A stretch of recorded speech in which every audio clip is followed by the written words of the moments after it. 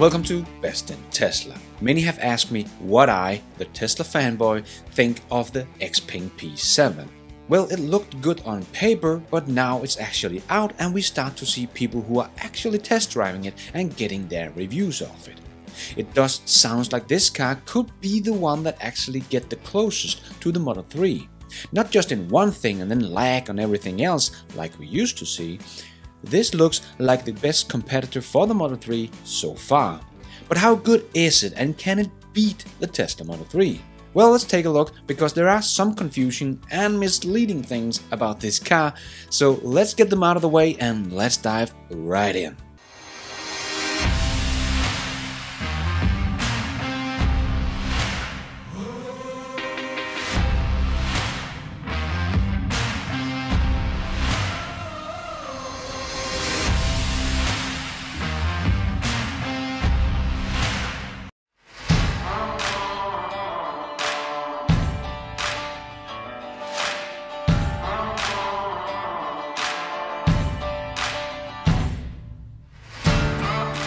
The Xpeng P7. In my humble opinion, I think this car looks great. And the interior is also looking cool as well. Have a nice user interface, and the comfort of the car should be very good, according to Fully Charged, who got to test drive it in China. I will leave a link to that video in the description below. You should definitely go check it out. Yes, I do know many people are saying they have just stolen everything from Tesla and made a copy.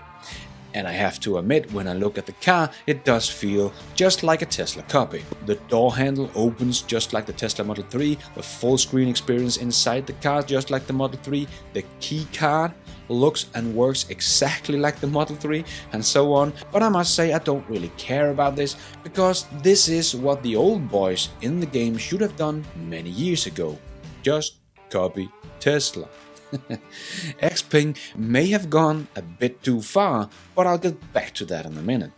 So the look and feel of the car should be very good, so nothing bad to say here. It is of course very subjective, but I think it looks cool, and they have really done all they can to make this car look like a Tesla, and then just made everything a little bit bigger, a little bit more than the Tesla Model 3. Like the screen inside is bigger. Not just 15 speakers, but 18 speakers and so on. And the sound system should also be very good. It is Dan Audio, yeah, a Danish company that makes it for them. And they even put speakers in the headrest of the driver's seat. And they have the whole bunch of entertainment in the car, and even beat Tesla with an app store. Don't know how many apps that are in this store, but nice to see they are thinking ahead and have a connected car.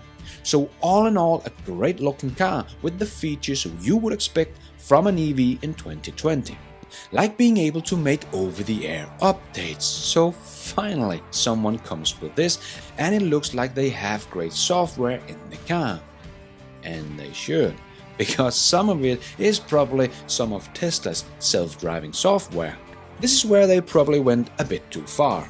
Because Guangxi Cao, a former engineer at Tesla, admitted in a court file that he uploaded zip files containing autopilot source code to his personal iCloud account in late 2018, and supposedly have sold it to Xpeng. And that is why this new startup that has only existed in 6 years can have level 3 autonomy on the highway. But we truly don't know, but Tesla has sued Cao for this, and he has admitted to some of it, so maybe there is some truth to it. If they did, that is just really bad, but let's leave that aside, because this video is not about full self-driving or if they stole from Tesla. So we will leave that for now and focus on the car. So the car has all you would expect and like in a great car of the future. It is the minor details I don't like you do use your phone to open it, but you have to get the phone out of your pocket and point it at the car like you are paying with Apple Pay or Android Pay. Just like the new Apple Car Key they just showed off at their Apple keynote that is coming next year.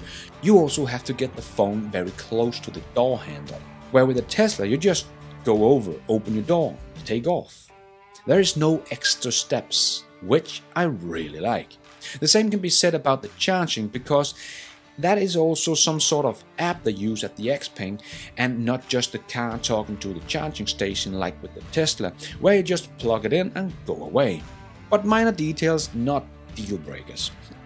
So it definitely passes on looks, usability, UI and tech.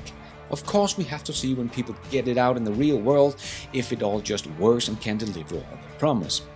But let's take a look at the specs of the car. That is, of course, what everyone is talking about and comparing to Tesla when we're talking about EVs. And the P7 does not disappoint, but it's not as good as the Chinese company would like it to appear. Because even the president of Xpeng, Dr. Brian Gu, has said the car has over 700 kilometers of range, and he does not think there are anything else out there with that kind of range. But that's not entirely true, because the car does have 706 kilometers of range. But this is NEDC, New European Driving Cycle, and that is just way too optimistic when it comes to the range.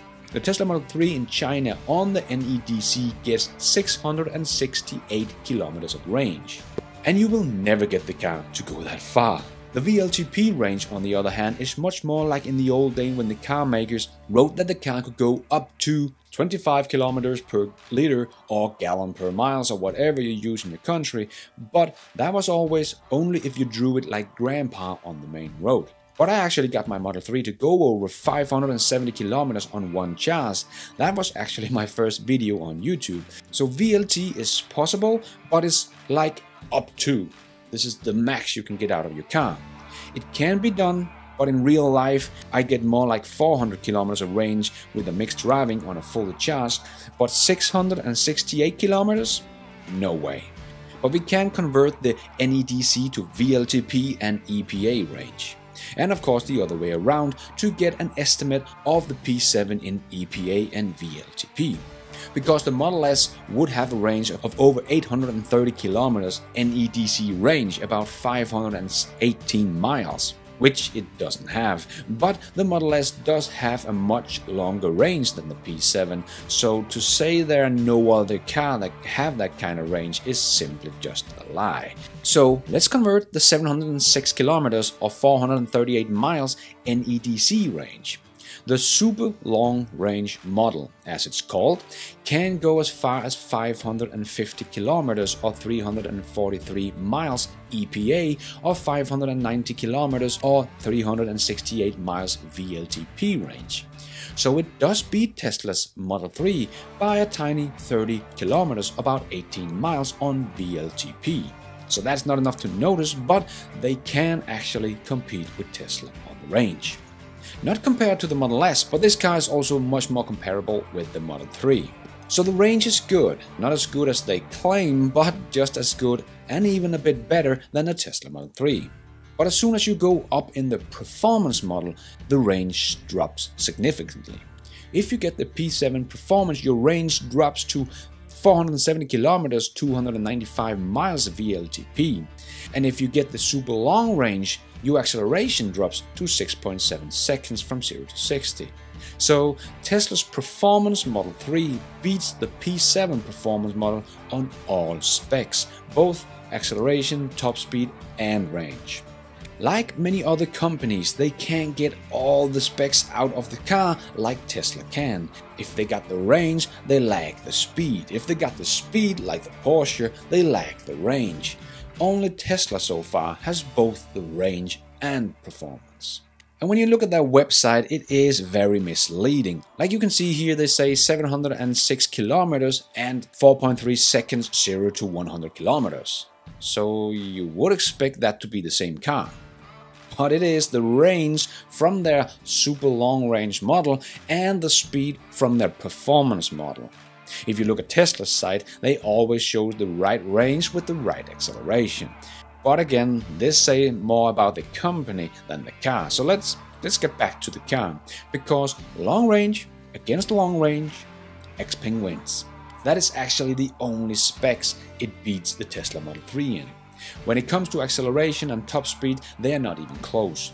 but they're not that far behind when it comes to acceleration. The P7 performance model can keep up with the Model 3 long range, so it is definitely a nippy car, not a slow car by any means, so that's nice. The top speed is only 170 km an hour or 105 miles per hour, so that is not even close to the Tesla Model 3 performance. That is almost 100 km per hour or 65 miles per hour slower than the Tesla. But not many people drive faster than that, so it will still feel like a sporty car because of the acceleration, if you get the performance version, that is. So it does not beat the Tesla Model 3, but it's not bad.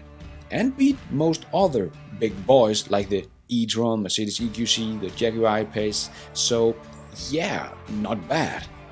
Charging is not bad either. They have a 180 kilowatt supercharger, so fast, not as fast as the Tesla's 250 kilowatt, but again, faster than most of the other guys.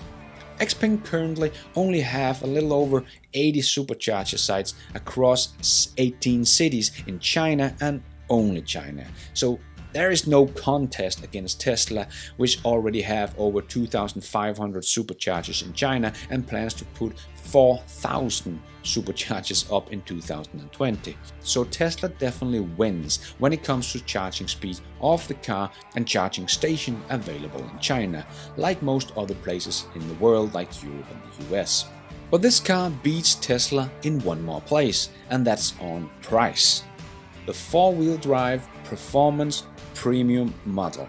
Yes, there are a lot of different models, but it cost about 350,000 yen. So the expected price in my country are a bit under the Tesla Model 3 standard range. So very good price for a car that can do all this and have very decent specs. So all in all, it seems like a really good car. They have partnered with great suppliers to get some really good stuff in their car so they can match Tesla on almost everything. They even made a very safe car and should have got its first 5-star rating in safety.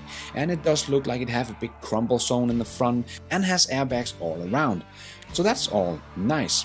But having to rely on too many suppliers can of course be a big challenge for a company that want to scale up, like I talked about before. Tesla make their own sound system, their own computer chips, where Xpeng partnered with Nvidia, so to get everything from suppliers can make them a bit vulnerable in the future for ramping up, and can give Tesla the competitive edge in the future. But we have to wait and see. For now, I think it just makes the car as good as it can be, because the partners with Nvidia for the chip, who makes some of the world's best computer chip, and Dan Audio, who makes really good quality speakers, and so on. Would probably have been too big of a task for Xpeng to make all this themselves, as Tesla has done. So I think for now, this is the right move for Xpeng. But Xpeng P7 is by no means a bad car. It really looks cool and should be very nice inside. Everything seems to be in order with good specs and a connected car, and is not far from the Tesla Model 3. So this car does not beat the Tesla Model 3, but it's probably one of the best contesters. It beat cars like the e-tron, Mercedes EQC, the Jaguar I-Pace on specs, and will probably be about half the price of these cars. So definitely a great EV entering the market, and can definitely take some market share in China to begin with. And if it is really as good as it looks, maybe it will even convince people in Europe or even US to buy a Chinese car. Because Xpeng do have to fight the reputation of things being made in China, and the reputation of just being a Tesla knockoff, because brand does really matter when it comes to cars. And even in China, I think many Chinese people will not buy this car, because it is not as prestigious to own an Xpeng that it is to own a Tesla, the American brand. The car that everyone is being compared to. If you can afford it, I think most people, even in China, will prefer a Tesla over an Xpeng. Because if we look at their other car, the Xpeng G3 that came out in 2018 in China, has not sold even near what Tesla Model 3 does in China. The G3 sold pretty much as many cars in the whole of 2019 like the Model 3 did in just May of 2020. But if they made as good a product as it seems, it will probably be successful. as Steve Jobs once said, the product always wins. So I do believe that the P7 can become successful for Xpeng and definitely a great EV for a great price. But I actually don't see this much as a Tesla competitor. I do believe there are room for both of them in China and elsewhere because there are more demand for EVs right now than there are supply. But we are always comparing to Tesla because that is the golden standard of electric vehicles. And of course Xpeng kind of copied and stole from Tesla, so we of course need to compare it to see if they were able to make a better car, which they were not able to, but the best attempt yet. But I see this much more as an ICE competitor and a competitor to the ICE companies, because this car beats the Volkswagen's ID.3 that has not even come out yet on every single count, specs and price. So Xpeng is yet another startup company that comes out with a car that can get really close to the Model 3 before the big boys comes out with something that gets close to the Model 3. So they have to watch out, because Rivian is also coming out, Lucid Motors also want a piece of the pie and is coming out with something that should be able to rival the king of all EVs, the Tesla Model S. So once again, the big boys are the losers here, and Xpeng, in my opinion, came out with a great EV for a great price. They did what we have been saying to the big boys for years: why don't you just copy Tesla? Xpeng suddenly did, and in many ways, but it paid off. And we got one more EV on the road, so that's great. Now we just have to wait and see if it will be successful for Xpeng and if they really can ramp it up in production and get it out to the rest of the world. But what do you think about this car? Do you like it? Do you think it will be successful, or are people turned off by the obvious copying of Tesla? Let me know your thoughts in the comments below. Hope you enjoyed this video. If you did, you should consider subscribing to this channel. I come out with news episodes every Sunday and other Tesla and Elon Musk videos in between. If you are already a subscriber, thank you so much for the support. And if you want to support the channel even more, you can for as little as $1 become a patron of this show and help me at one point do this full time. To all my patrons already supporting the show, thank you so much for your support, guys. It really means a lot. And thank you for watching. And until next time, take care out there and be nice.